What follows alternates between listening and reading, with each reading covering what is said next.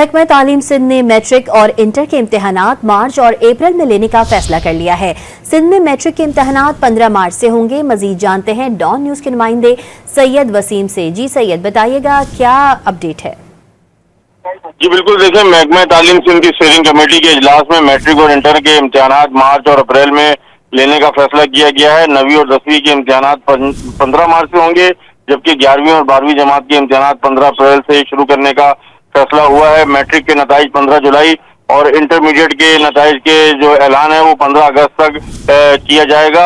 सिंध में स्कूलों में तालीमी साल 2025-26 यकम अप्रैल से शुरू करने का फैसला किया गया है स्टीयरिंग कमेटी के इजलास में, जबकि कॉलेजेस में नया तालीमी साल यकम अगस्त 2025 में शुरू होगा। मौसम सरमा और गर्मा की तातीलात का पुराना शेड्यूल बरकरार रखा गया है। मौसम गर्मा की तातीलात यकम जून से 31 जुलाई तक होंगी, जबकि मौसम सरमा की तातीलात 22 दिसंबर से 31 दिसंबर तक होंगी। जी सैयद वसीम अपडेट कर रहे थे, आपका बहुत शुक्रिया।